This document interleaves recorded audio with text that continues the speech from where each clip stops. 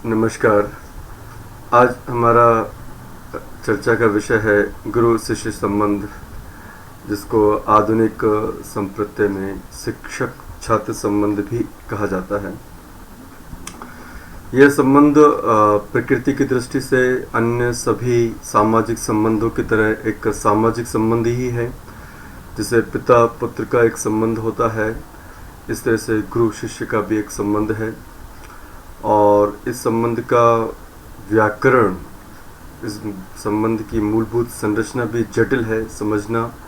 और आज के जो गुणात्मक परिवर्तन इस संबंध में आ रहे हैं, उसके मद्देनज़र उन परिवर्तनों के संदर्भ में भी इस प्रकार के संबंध को समझना काफ़ी कठिन कार्य होता है।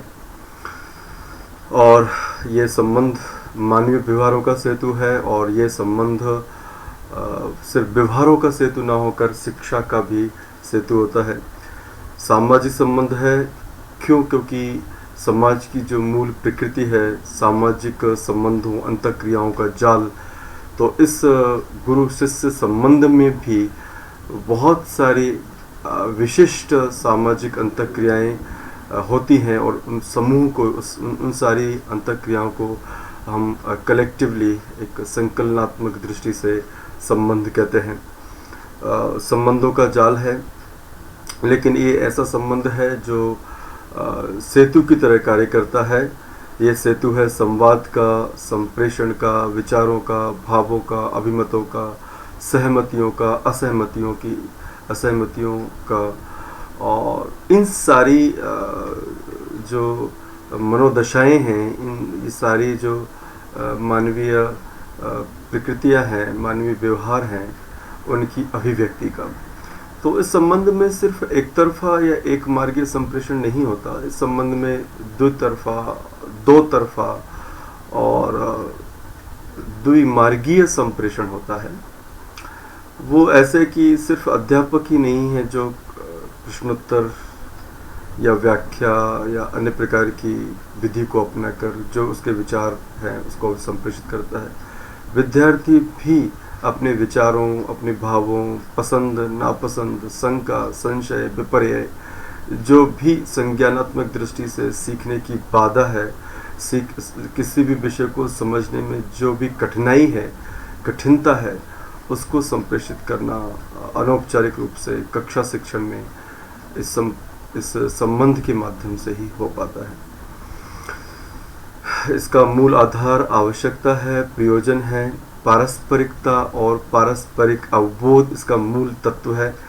म्यूचुअल अंडरस्टैंडिंग, यदि गुरु शिष्य के स्तर पर जाकर ना समझ सके कि शिष्य का मनोवैज्ञानिक स्तर क्या है, उनका मनोसामाजिक स्तर क्या है, संज्ञानात्मक भावात्मक स्तर क्या है, तो संबंध का निर्माण नहीं हो सकता, संबंध सेतु निर्मित नहीं हो सकता।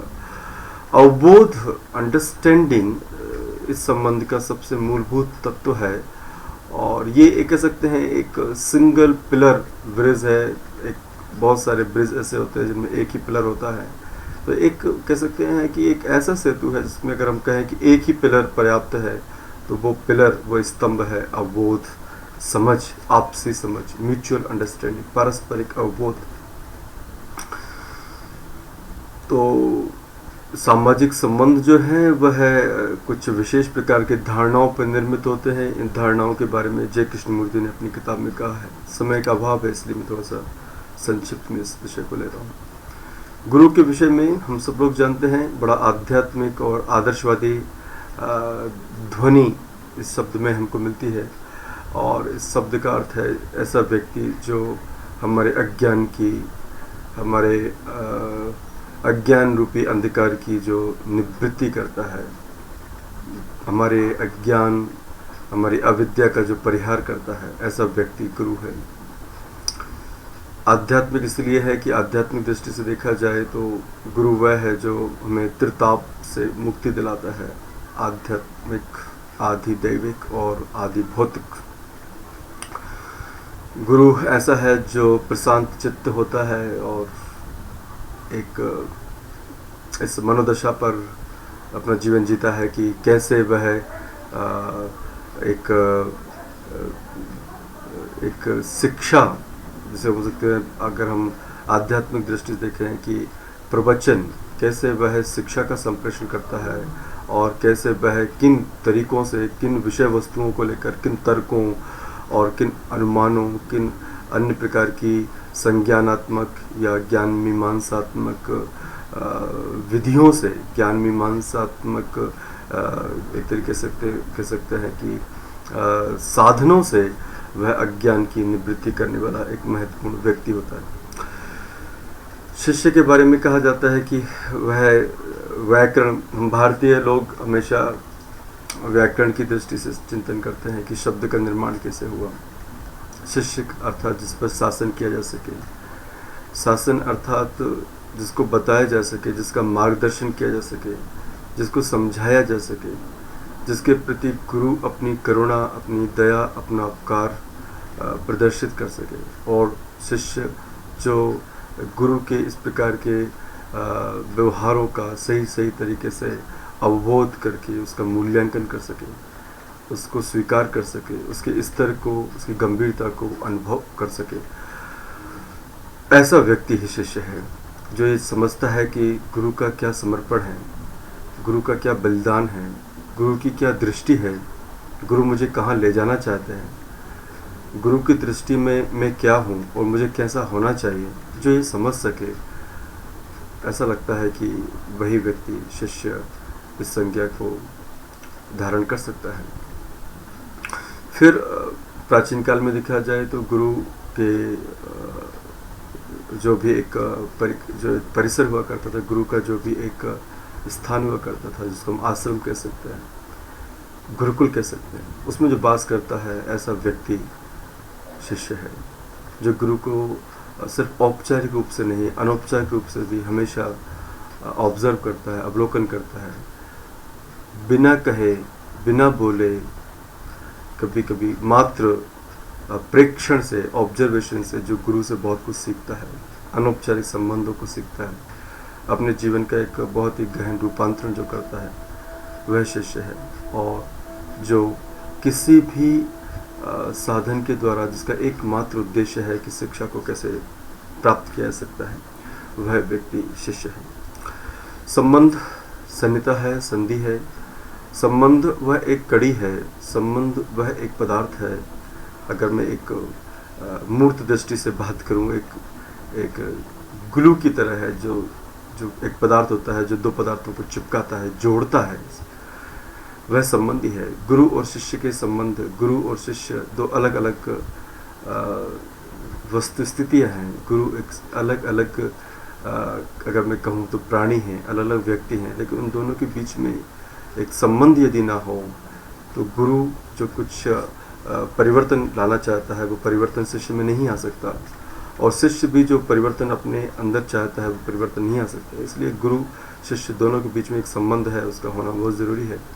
इसी को ही तैत्तिरीय उपनिषद में कहा गया है, विद्या संधि प्रवचनम संध्यानम। प्रवचन ही तो है, वह शिक्षण ही तो है, वह संवाद ही तो है, वह अंतःक्रिया ही तो है, जिससे कि एक पारस्परिक अंतःक्रिया होती है, पारस्परिक संवाद होता है और शिक्षा का उद्देश्य पूरा होता है। जय कृष्णमूर्ति तो एक कदम और आगे जाके बोलते हैं कि अगर हम ये स्वीकार करें कि गुरु और शिष्य दो संबंध, दो व्यक्ति ही नहीं है, वो एक, उनमें कोई नो डिवीज़न, उनमें कोई विभाग नहीं है, उनमें कोई अलग अलगाव नहीं है, तो फिर इस प्रकार के संबंध की आवश्यकता ही नहीं। तो ये बहुत उच्च स्तर पर गुरु शिष्य संबंध का परिभाषीकरण होगा। गुरु अपने आप को गुरु न समझता हो, शिष्य अपने आप को शिष्य न समझता हो, वो एक ही सिक्के के दो पहलू हो जाएं, और इस तरीके से जो संप्रेषण होगा वह ज़्यादा व्यवहारिक, ज़्यादा प्रभावी संप्रेषण हो सकता है।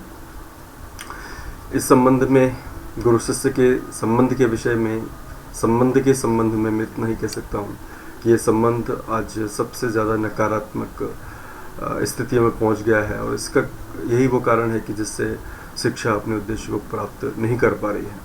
तो हमें इस पर बहुत गंभीरता से गहन चिंतन मनन करना चाहिए, और अपने शैक्षिक परिस्थितियों में औपचारिक अनौपचारिक किसी भी तरीके से इन गुरु शिष्य संबंधों के विकास पर पर्याप्त बल देना चाहिए। एक तदनुभूति की, एम्पैथी की भावना का विकास करना चाहिए, जिससे शिक्षा अपने लक्ष्य को प्राप्त कर सके। और शिक्षा का लक्ष्य है व्यक्ति का विकास और हमारे समाज और राष्ट्र का विकास। इतना ही कहकर मैं अपनी बात को यहीं समाप्त करता हूँ। सभी के लिए बहुत बहुत धन्यवाद।